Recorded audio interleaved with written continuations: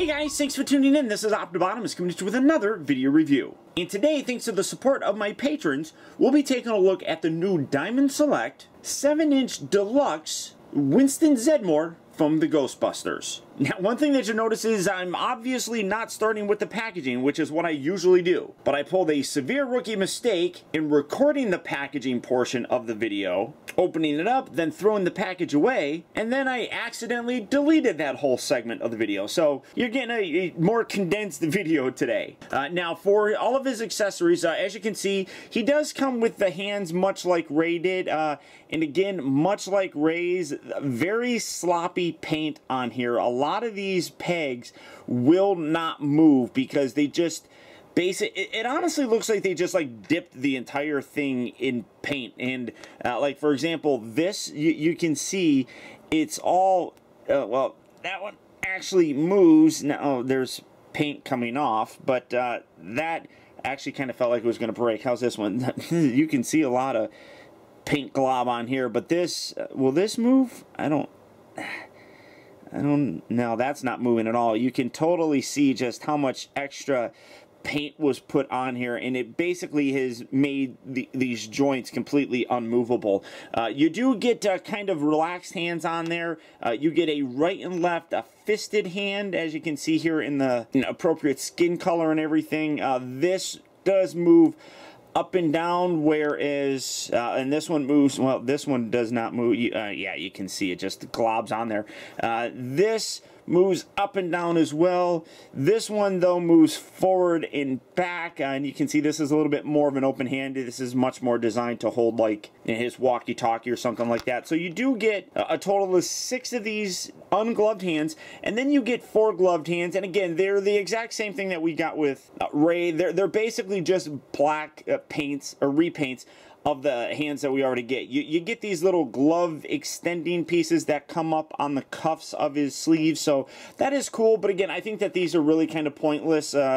If you, I mean, you don't need, first of all, you don't need to have 4 separate little glove sections right here. At most, really, you only need 2. What are you going to do with the other ones? You're going to just display empty gloves? I don't really imagine that's what people are going to do. So that, I think, is kind of a waste of plastic. And to me, they should have sculpted these a little bit differently. All they did was they took, let me grab the right hand, they took this hand and then they painted it. You can even see the fingernails on there. I don't know how well that's going to come across, but you can definitely, in hand, just see the fingernails sculpted in here. So literally, like I said, they just took this hand and painted it black. So you do get those. It is nice that they include those kind of accessories just to kind of add something to it, but I think that it could have been much better. You do get a proton stream here, which does look kind of cool. You got that more solid kind of neon-ish orange. I do wish that that was more of a translucent plastic with some orange thrown in there. Probably would have looked a lot better. I like these little blue, softer rubber electrical effects. That comes out real nice. But again, you got a little piece right here that you can play. I mean, you can see that this is the end of the stream, and this is the beginning of the stream, and that's like a little peg that fits in, or would fit in, to the proton or neutrino wand right here. But there is no hole that you can put that in. Now, I have seen that there's apparently supposed to be a little clear connector thing that attaches this, that this entire wave doesn't come with. So again, it's quality control, if you ask me. I mean, I guess the second wave with like Peter and Egon are going to have that, but what are you supposed to do with these? I mean, some people are saying that they're gonna, send out, extras in those packages, but it's like, again, why didn't you notice that that was missing before you put these into production and released them? That just really bad, in my opinion. Now, he also does come with the walkie-talkie, just like Ray did, which is really cool. You got a little slot right here. You can holster it. But one thing that's really neat is it also does come with, and he's not going to stand because he's, no, he actually is. He does come with this nice ghost trap. You got the wire that's attached to it. You got the little foot pedal, some nice detail, I guess, on here. You got some blue and silver paint. You got the white section right here, but you got the foot pedal. Then you got the actual trap itself, which looks really cool. You got a handle. You got the warning strips on here. And you can see that this belt right here has a little kind of rectangular shaped peg that fits this. So you just take this and you put that in there. Oh, did I put that the right way? Maybe it's supposed to... No, oops. Goes that way, yeah. And it just pegs in there, and then, you know, you can take this and loop this around or whatever you want to do. That little belt piece is also something that Ray has. So, again, getting him to stand and bringing in that Ray figure, you can see that he does have that little piece right here that if you wanted to, you can peg that, well, again, going the wrong way, you can peg that on there as well. So if you did want to kind of mix and match and interchange that kind of accessory, you definitely could do it. But you can see that there are some differences here. Now, primarily the bodies, I do think are the exact same. Let me see, neck-wise, obviously this upper neck section is much different because it's sculpted a little bit different here. So this upper torso section, maybe, I mean, it looks very, very similar. A lot of the parts on here just look like they're reused. The belt is a little bit different though. You can see that obviously the walkie-talkie's on this side. He's got this little trap holder on that side as well, whereas Ray didn't have that. So the subtle difference is this piece right here is obviously a little bit more centered, whereas Winston's is more on the side. Beyond the sculpting of the body, you know, like these softer parts that just kind of add on to it, do look like they are a little bit different, but the main body looks like it's exactly the same. And I'm trying to really pay attention to this upper section to see, and I do think that that is a little bit different, mostly in the fact that you can see that his neck kind of divots in, whereas Winston's really doesn't. So that might be the only real difference that I'm seeing. Not a heck of a lot, honestly, to really impress me that much terribly. For the actual proton pack though, this thing is really spectacular. You got all the wires and the hoses, the warning labels and things like that. I'm really very impressed with it. This actually does come with a clip, but here's the thing. Here's the little clip that was missing. I should bring Ray back in for this. You can see his wasn't there. That's what's supposed to be there. But but even still, what you basically have here is this triangular shaped hook that slides on that, except it doesn't do a very good job. And if you go too far, it just keeps sliding right down. You got to get it positioned perfectly, but if you bump it, it's just going to completely come off. It is not a very secure peg on there, and you can see, like I said, as you're sliding it down, it barely will stay on there. That's really very unfortunate, but at least I can get it to position on there where I couldn't do that with Ray's at all. So that's a slight improvement. Not a heck of a lot, but it is a little bit better than what it was. I do like this wire that's coming out here. You can position this. There's a little bendy wire that it feels like is actually in there, which is really nice. I do dig that a lot. Overall, the sculpting on here looks pretty good. This is, see, I wasn't even touching that and it just popped off. This is definitely a figure, though, that makes him look like he's got a bit of a pot belly. When he's just standing there, it's kind of weird. He does kind of look like he's got a little bit of a gut there, just the way that this is cut. And if you don't position this is how it was out of the box. That makes it even look like he's got more of a gut. So you got to kind of futz with this and get it to go all the way down, just to kind of make it look less rounded, I guess, something like that. But again, I really don't think that joint should be there. I talked about that in my review of Ray. You got a rotation here. It's really stiff. I don't think I popped that joint yet. Let me see. How do I get in there? That's rotating. That's really stiff. So there we go. So the joint down here does rotate at the actual waist. They could have put a ball joint down there instead of putting the ball joint up here. That just really makes a very ugly looking torso, I think. I'm not a very big fan of it. The face sculpt I don't think is really all that good on him either. Let me get him to stand and I'll zoom in so you can get a good look at that. I mean, I don't think it's terrible. I think it's, you can kind of see, an Ernie Hudson sort of look to it. But I really don't think that it is as great as people are making it out to be. It's definitely not something that, I would look at right away without knowing who it is and be able to guess who it is. Now, for a comparison, here's the Mattel one, and I mean, honestly, I think the Mattel one looks a little bit better. I think that they got it a little bit nicer than what Diamond Select here is. The Diamond Select one, I mean, it looks pretty decent. It just has a very cartoonish and characterish kind of vibe to it, which I definitely think throws off the likeness, as you know, just in general. Nice Ghostbuster patch right there, some nice molded detail in the suit itself, kind of gives it a dirty look.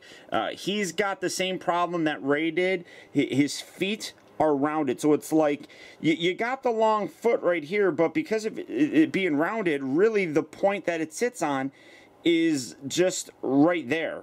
So that really makes his foot very small because of how rounded that is.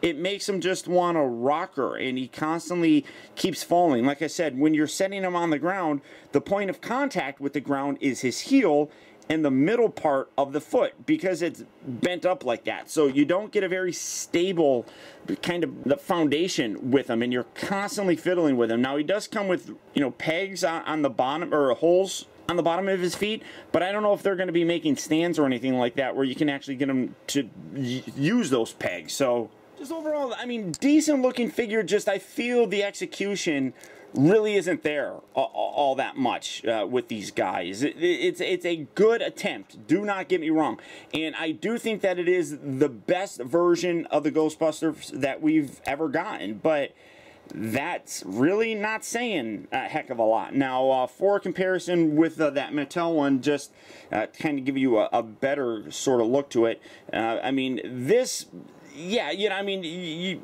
basically this is what we had in terms of a representation, or a good representation, I guess, of a Ghostbuster figure. It is, you know, really unfortunate that Mattel kind of killed the line. It could have been much better, and I think that they really screwed up in not giving us a lot of ghosts and things like that, and then giving us figures that we didn't really care about, like the rookie character from the Ghostbuster game. Nobody cared about that, but that was an exclusive figure. Whatever. In general, it just really kind of is a letdown with these figures. People have, you know, some reviewers have talked about how, you know, this really shows what, you know, a good company can do when given, you know, the right franchise, etc., etc., etc. And you know, I just do not think that Diamond Select really did the best that they could with these figures. I think they could be a lot better. I really do. And again, just I cannot stand those feet. Now, like the previous Ghostbuster figures that we've gotten from, I'm just going to put them down there, from Diamond Select, he does come with the diorama piece. This is a little stair sort of thing. Really nice texture detail on there. I really do dig that. And then you get this little bench, which is kind of weird because it is bent like that. I mean, I mean, this is straight and you can see that this slants. I don't know if that's supposed to be the case, but that's the way that it is. Nice detail here with the kind of lion sort of thing on there.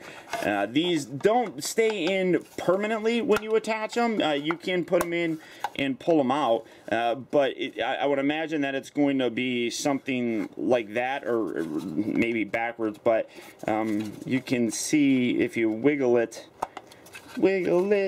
just a little bit, get it out, you can do it. And so, I mean, I'm not sure exactly which way it's supposed to be facing. It doesn't really tell you. There's no instructions or anything. So I would imagine this is the little thing that Dana Barrett is going to sit on, or something of that nature. But you do get that. So this is definitely one aspect that I think a lot of collectors are going to like. In terms of a display option, I think that this is really going to be cool. Overall, I think that, you know, the attempt is good on these figures. Just the execution just comes across pretty badly. The hands themselves have pretty bad quality control on them. Like I said, the paint is just sloppy, and it really makes, you know, like the wrist joint here completely pointless to use. I also think that using the same hand instead of giving us brand new molded ones for the gloves is kind of a cop-out. I don't particularly like that. I think that the sculpting for the face is definitely weak on it. I can kind of see a resemblance, but just because I know that this is Winston Zeddemore. you look at it, like if you just took that head and put it on any other action figure, you probably wouldn't guess that that's Ernie Hudson. You only think it's Ernie Hudson because it's the black dude in the Ghostbuster suit. So I think that's really playing into a big part of being able to recognize who this is. I really don't like the way that they did the torso bit here. I think that that little cut right there should completely have gone away. They should have put the joint right down at the waist itself, giving a much better streamlined look to the torso. Now, the Proton Pack is stellar. I love the way that that looks. That whole thing really does have a very, you know, authentic look to it. I just, it's weird. I feel like they put more effort into the Proton Pack than they did the rest of the figure. I still don't like, despite the fact that I actually now have the little attach point here on the Proton Pack for the wand, I don't like how it's implemented. It definitely is not a very sturdy or secure attachment. You could see several times in this review, it just falls off. But some of the details and things really do look good. You know, the pack, the wand, all looks really nice. The belt looks good. The suit, in terms of the actual molding and things like that, really does come across nice. I like the dirty kind of look to it. I do not like what they did with the feet. That really hurts any kind of poses with it. Even on a completely flat surface, it is not easy to get to stand. So just, I mean, execution-wise, I don't think that this figure is really very good. I do stand by the fact that I think that it is the best version of a Ghostbuster figure that we've ever gotten, but again, that's not really saying too much. But I do know a lot of collectors that are going to want this because of that fact. So if you're looking for this guy, it is available at various retail locations right now, or as always, there's Big Bad Toy Store. So all you have to do is click on the link down in the video description. You'll go to BBTS where you can check out availability on this guy, as well as the rest of the Diamond Select Ghostbusters. But beyond that, guys, that's about it. So once again, I want to thank you for tuning in. This has been Optibotimus. Don't forget to please like, comment, and subscribe in case you haven't already subscribed. That way you'll never miss a future review of mine. And until next time, I'll talk to you later.